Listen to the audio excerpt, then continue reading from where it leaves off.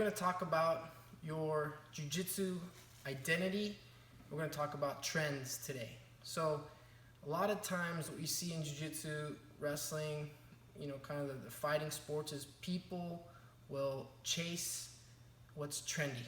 So let's say somebody has an amazing guillotine, and then everybody starts to learn the guillotine.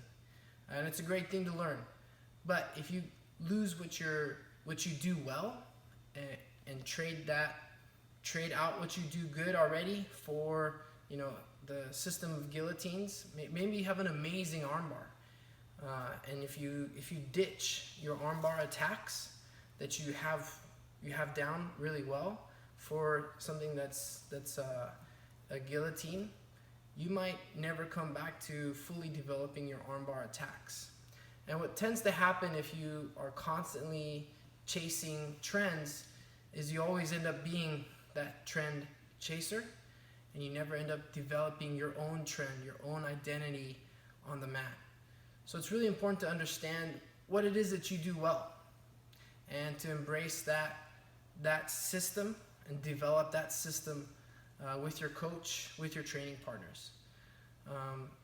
So you can call it your own jiu-jitsu identity if you want. You can call it not being a trend chaser, but a trend setter. If you take a look at some of the best jiu-jitsu competitors and where those trends start from, they usually tend to happen from the best black belts, right? You'll see them, go out and win worlds. Maybe they just got their black belt their first year, second year, and they go out and just dominate and win worlds with, let's say, some type of pressure passing. So everybody's trying to learn those pressure passing, and it's good. It's good to learn that system. It may even change your game so that you become an amazing pressure passer. But let's say you have an amazing open kind of a loose left and right passing game.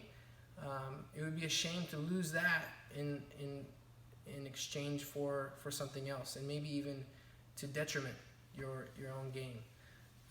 If you think about where those trends come from, they come from the black belts, but those black belts were probably doing it, and I'm going to say more than probably, doing it as blue belts, and even better at purple belts, brown belts, and a black belt.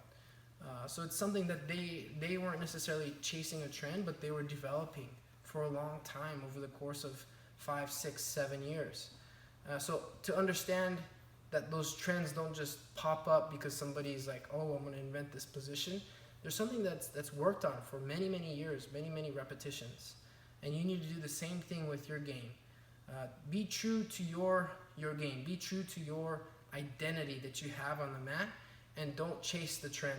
Learn and understand the trend so that if people are attacking you with it, you have some responses, but don't get caught up in the trend so that you have you're losing your own identity. You're losing your own system for the sake of something else. I'll see you guys on the mat.